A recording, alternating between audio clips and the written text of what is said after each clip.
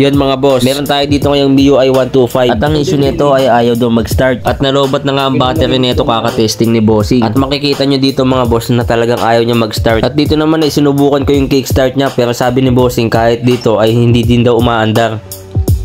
At dito sa part nito mga bossing, nalaman ko na loose scope na pala ang motor ni bossing. Kung mapapansin nyo, kayang-kaya ko itong kamayin. Hindi kasi dapat ganyan yan. Itatap overall natin to mga boss kapag ganito. Tapos meron din itong check engine mga boss. At yung check engine yan mga boss ay dahil sa speed sensor. Sira na daw ang speed sensor nito, sabi ni bossing. Dito ay ibinaba ko na yung battery ni bossing para ma-check kung talagang lobat lang ito. At ayun, talagang lobat lang siya. Charge na lang natin yan mamaya mga boss. At dito naman sa part nito ay inuunti-unti ko nang baklasin ang makina nito. At habang binabaklas ko ang makina nito mga boss ay sumabay ang isa natin tropa dito sa gilid. Habang tahimik siyang nag-change oil sa may gilid ay bigla na lang itong humingi ng tulong sa akin sapagkat nabutas niya ang kanyang drain plug mga boss. Hindi ka putol. Ayun, dito nakadikit pa. Tingin?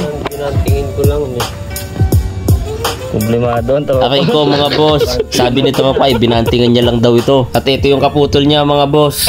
At syempre to the rescue tayo mga boss. At ayun, matapos ang ilang pokpok ay natanggal ko na itong drain plug ni tropa. Buti na lang talaga nakisama ito. Talaga namang mapapanyaw-nyaw ka dito mga boss. Mabalik tayo dito sa ginagawa natin mga boss. Dito sa part na ito ay binababa ko na yung cylinder head. At kung mapapansin nyo mga boss ay punong-puno ito ng carbon deposit. Malamang sa malamang may singawang barbula na ito. At sigurado ako na ito ang naging dahilan kung bakit nag-loose compression ng unit na ito. At dito sa part na ito mga boss ay magsasagawa ako ng leak test. Dapat walang sisingaw na gasolina dito sa isa sa mga valves na ito mga boss. At dito mga boss makikita nyo na singaw ang intake valve nito. Dito naman tayo sa kabila sa may exhaust valve mga boss. Check natin kung singaw din ba.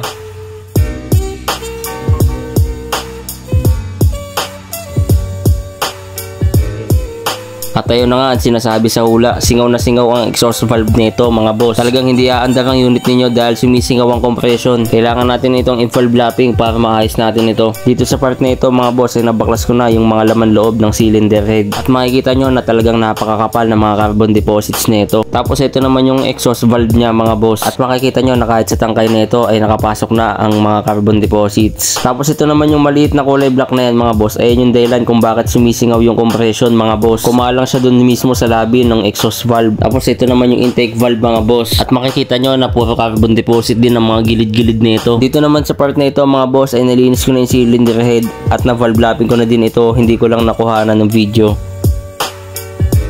At dito ay nagsasagawa na ulit ako ng leak test dito sa may exhaust valve. At kung maaalala nyo kanina, dito sa may exhaust valve yung may pinakamalakas na leak. At ngayon okay na siya mga boss. Dito naman tayo sa may intake valve mga boss. Check din natin kung wala na din ba itong leak.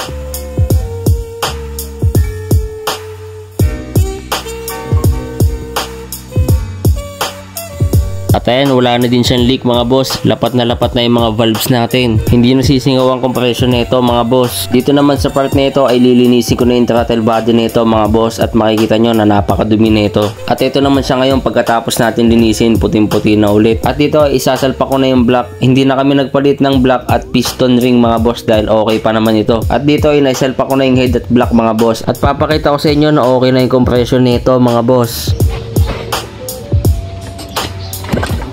Sinisipahan ko itong unit mga boss sa part na ito at maririnig nyo na parang mayroong bula na pumuputok.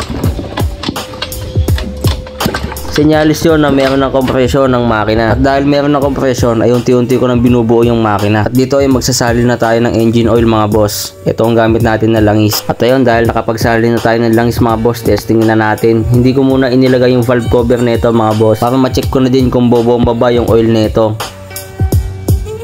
Okay, first start mga boss pagkatapos ng loose comp.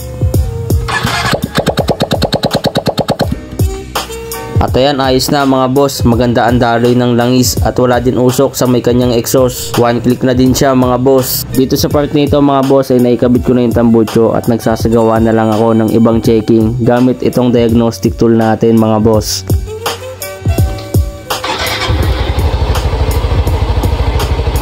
At ayun mga boss, tahimik naman yung makina at one click din. At yung minor niya ay nasa standard lang mga boss. Pakita ko lang din pala sa inyo mga boss yung check engine niya. Para makita nyo na speed sensor lang talaga yung lumalabas sa kanyang check engine mga boss. At wala itong ibang problema.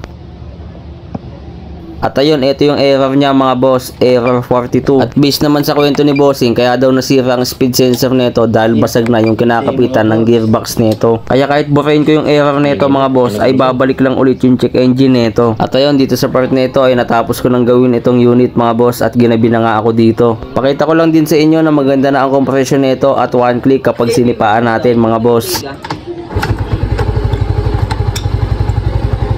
Hindi ko alam. At ayun, ayos na itong unit ni bossing. Pwede niya nang iuwi ito. Yun lang mga boss. Salamat sa panonood at salamat din sa tiwala mo bossing.